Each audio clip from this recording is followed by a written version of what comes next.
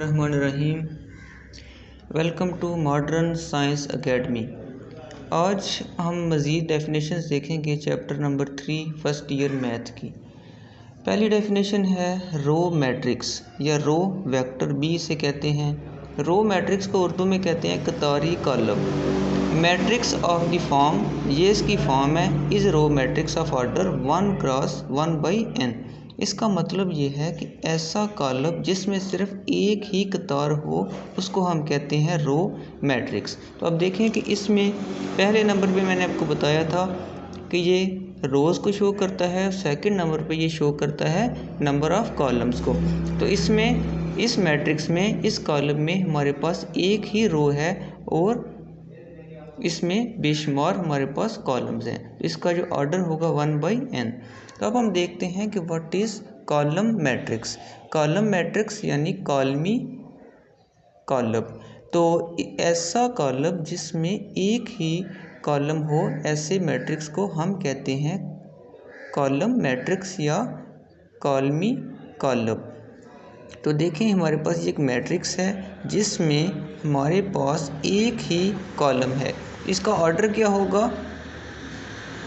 इसका ऑर्डर होगा m/1। m number of रोज़, इसमें रोज़ देखें 1 2 3 एंड सो ऑन। तो इसमें रोज़ काफ़ी हैं लेकिन जो कॉलम है वो एक ही है। तो इसका जो ऑर्डर होगा m/1 यानी m नंबर ऑफ़ रोज़ और कॉलम कितने हैं? एक। तो ऐसे मैट्रिक्स को हम कहते हैं कॉलम मैट्रिक्स। अब हम देखते हैं जी ज़ीरो मैट्रिक्स या नल मैट्रिक्स क्या होता है। ज़ीरो मैट्रिक्स यानी सिफरी column. A matrix in which each entry is zero is called zero matrix. यानी ऐसा कॉलम जिसमें के तमाम अरकान्स क्या हों? ज़ीरो हों, वो क्या कहलाता है? Zero matrix. इसका ऑर्डर क्या है? इसका ऑर्डर, इसमें नंबर ऑफ़ रोज़ 2 हैं, ये एक रो, दूसरी रो कॉलम कितने हैं? 1 2 3। तो 2/3 पहले हम रोज़ लिखते हैं और बाद में कॉलम लिखते हैं। अब हम देखते हैं कि डायगोनल मैट्रिक्स क्या होता है। तो कहता है let A = Aij be square matrix. आपने एक बात याद रखनी है कि डायगोनल मैट्रिक्स में हमेशा ये क्या होगा? स्क्वायर मैट्रिक्स होगा, यानी इसकी नंबर ऑफ़ रोज़ और नंबर ऑफ़ कॉलम्स क्या होंगे? इक्वल होंगे। Of order n if each Aij = 0। मैं आपको ये एग्जांपल में समझाता हूँ ये क्या चीज़ है। i रो है, j कॉलम है। Whenever i not equal to j and at least one of Aij not equal to 0 whenever then A is called diagonal matrix. मैं आपको समझाता हूँ। वो कह रहा है कि अगर हमारे पास ऐसे एलिमेंट्स हों, हमारे पास ऐसे एलिमेंट्स हों जिनमें रो और कॉलम सेम हो। मैं ये कह रहा हूँ कि देखें ये जो एलिमेंट है, ये देखें किस इसकी पोजीशन क्या है। ये फर्स्ट रो में है और फर्स्ट कॉलम में है, यानी Aij, यानी जो i है वही j है। अगर इसकी रो फर्स्ट है तो इसका कॉलम भी क्या है? फर्स्ट है। तो ये एक कम से कम इनमें से, यानी ये देखें इसका क्या है? इसकी सेकंड रो है, सेकंड कॉलम है, ये थर्ड रो है, थर्ड कॉलम है। तो यहाँ 3 3 आएगा, यहाँ 2 2 आएगा, यहाँ 1 1 आएगा। तो इस यानी डायगोनल मैट्रिक्स कहते हैं वत्री कॉलम को। तो वत्र के अरकान में से eight least one of the element जो है वो क्या हो? वो ज़ीरो ना हो, नॉन ज़ीरो हो। ये 2 है, अगर ये दोनों ज़ीरो भी हो जाएं तब भी ये कौन सा कॉलम होगा? डायगोनल मैट्रिक्स होगा। तो उम्मीद है आपको बात समझ आ गई होगी। मैं मज़ीद आपको समझाने की कोशिश करता हूँ। अब देखें कि ये भी इसका एक जो डायगोनल एलिमेंट है, वत्र का जो अरकान है वो क्या है? ये नॉन ज़ीरो है, तो ये भी क्या है? Diagonal matrix. एक और मैं आपको एग्जांपल देता हूँ। ये देखें हमारे पास ये एक स्क्वायर मैट्रिक्स है। इनमें ये देखें A11 A22 यानी Ij यहाँ से देखें, I मीन 1, J मीन 1। तो ये जो है अगर एक भी नॉन ज़ीरो हो और बाकी तमाम की तमाम ज़ीरो हों, यानी जहाँ पर I और J, अब देखें ये पहली रो है लेकिन कॉलम सेकंड है, तो I J दोनों डिफरेंट हैं। तो ये क्या होना चाहिए? ये ज़ीरो होना चाहिए। ये भी ज़ीरो, ये भी ज़ीरो, ये सारे क्या होंगे? ज़ीरो होंगे। इसी तरह ये देखें अगर I और J डिफरेंट हैं, ये ज़ीरो होगा, ये भी ज़ीरो होगा, ये भी ज़ीरो होगा। ये अगर एटलीस्ट वन ऑफ दीज, इनमें से एक भी अगर नॉन ज़ीरो हो इनमें से, तो ये क्या, और बाकी सारे क्या हो, ज़ीरो हो, तो ये क्या होगा, डायगोनल मैट्रिक्स। और आपने एक और बात याद रखनी है कि ये जो एलिमेंट्स हैं जिनमें आई और जे आपस में इक्वल हैं, इनको हम कहते हैं प्रिंसिपल डायगोनल या लीडिंग डायगोनल या मेन डायगोनल। और ये जो एलिमेंट्स हैं A14, A23, A32 और A41, इनको हम कहते हैं secondary diagonal.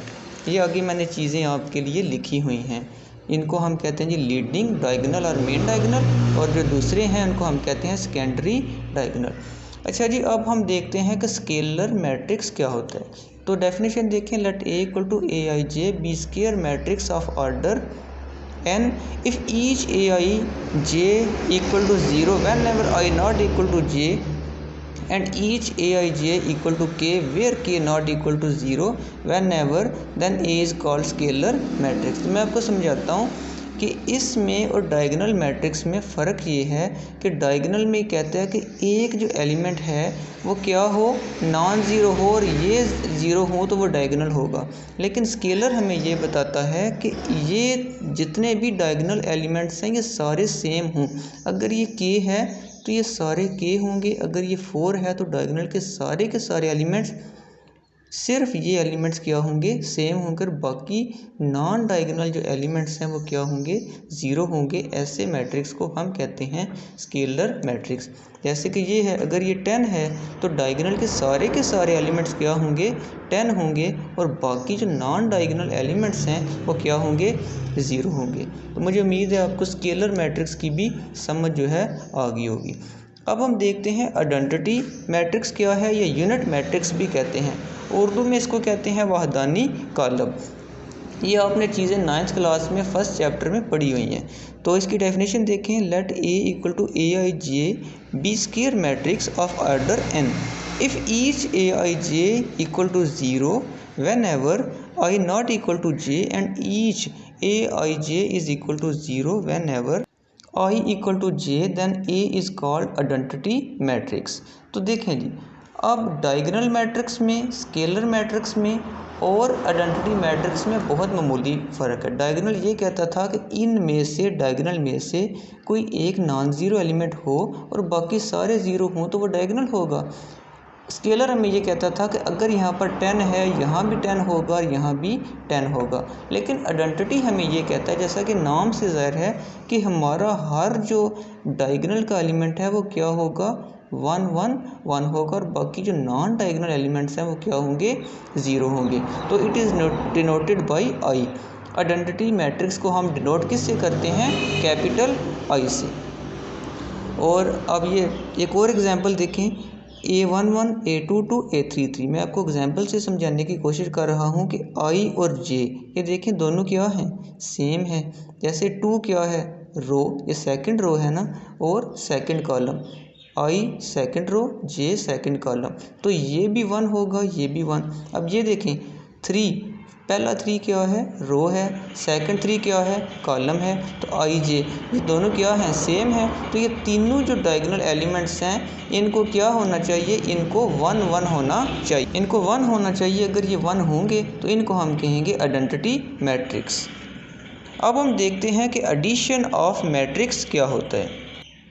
Addition of matrix यानी कॉलमों की जमा। हम कॉलम को कैसे जमा करते हैं, तो कंसीडर करें, let A and B B matrix of same order. इन हमारे पास 2 मैट्रिक्स हैं, 2 कॉलम हैं, उनका जो ऑर्डर है दोनों का क्या है, सेम। एक A है, दूसरा B है, दोनों का ऑर्डर क्या है, m/n m/n। तो हमने इन दोनों को क्या करना है, एडिशन यानी ऐड करना है। तो A plus B equal to हो जाएगा matrix A plus matrix B। तो ये क्या हो जाएगा, ये इस तरह से ऐड हो जाएंगे। तो मैं आपको एक एग्जांपल से भी समझाता हूँ कि आपको मज़ीद मेरा पॉइंट मैं क्लैरिफाई करने की कोशिश करता हूँ कि एडिशन में एक्चुअली जब हम ऐड करते हैं तो हमारा जो आंसर का ऑर्डर है वो भी सेम रहता है। तो मैं आपको एक एग्जांपल से समझाता हूँ। देखें जी, एग्जांपल हमारे पास ये फ़र्ज़ करें, मैंने वैसे आपको समझाने के लिए एक ये मैट्रिक्स है, ये मैट्रिक्स है, इनको ऐड कैसे करना है, इसके अलावा मैं आपको जब क्वेश्चन कराऊंगा आपको मज़ीद क्लियर होगा।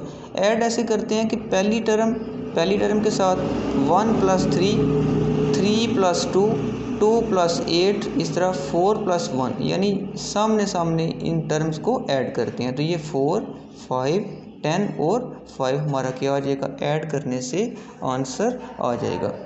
अच्छा जी, अब हमारे पास है सब्ट्रैक्शन ऑफ मैट्रिसेस, यानी हमने कॉलम की क्या करनी है, नफ़ी करनी है, इनको आपस में माइनस करना है। तो let A and B be matrices of same order. वही बात है, हमारे पास दो मैट्रिसेस हैं, दो कॉलम हैं जिनका ऑर्डर क्या है, सेम है।